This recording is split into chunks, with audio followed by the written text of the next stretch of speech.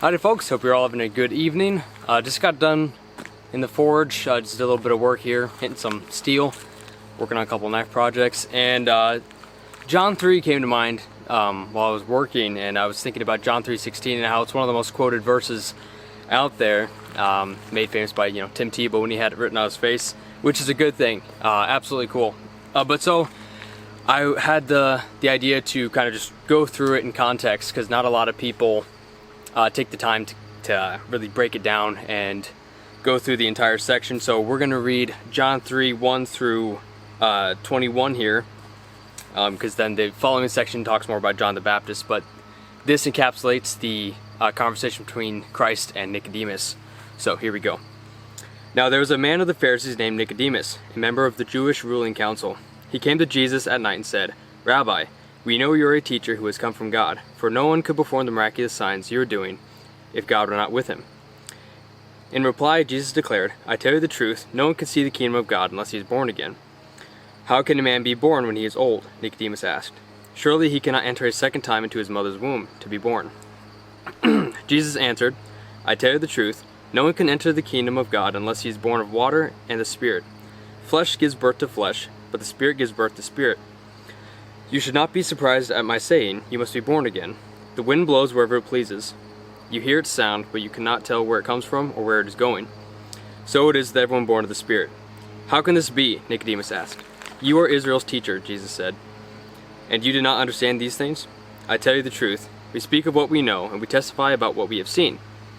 But still you people do not accept our testimony. I have spoken to you of earthly things, and you do not believe. How then will you believe if I speak of heavenly things? No one has ever gone to heaven except the one who is from heaven, the Son of Man. Just as Moses lifted up the snake in the desert, so the Son of Man must be lifted up, that everyone who believes in him may have eternal life. For God so loved the world that he gave his one and only Son, that whoever believes in him shall not perish, but have eternal life. God did not send his Son into the world to condemn the world, but to save the world through him. Whoever believes in him is not condemned, but whoever believes in him stands condemned already. He has not believed in the name of God's one and only Son. This is the verdict. The light has come into the world, but men love darkness instead of light, because their deeds were evil. Everyone who does evil hates the light, and will not come into the light for fear that his deeds will be exposed. Whoever lives by the truth comes into the light, so that it may be seen plainly that what he has done may be done through God." So the interesting thing for me here is that, yes, the world is saved by Jesus Christ, and that is a marvelous and wonderful thing, but it does continue on to say that whoever does not believe in him stands condemned already. So Jesus did not come into the world to judge the world, but to save the ones who believe in him. So there are those who are lovers of the darkness, who love the sin.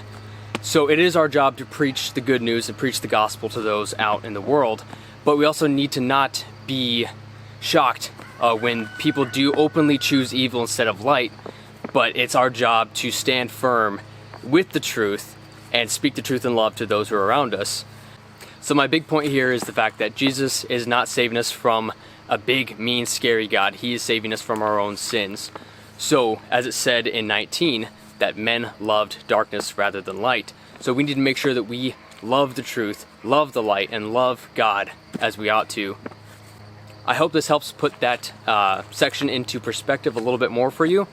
Hopefully it paints a little bit bigger of a picture of God's great mercy and how we relate to those who are in the world.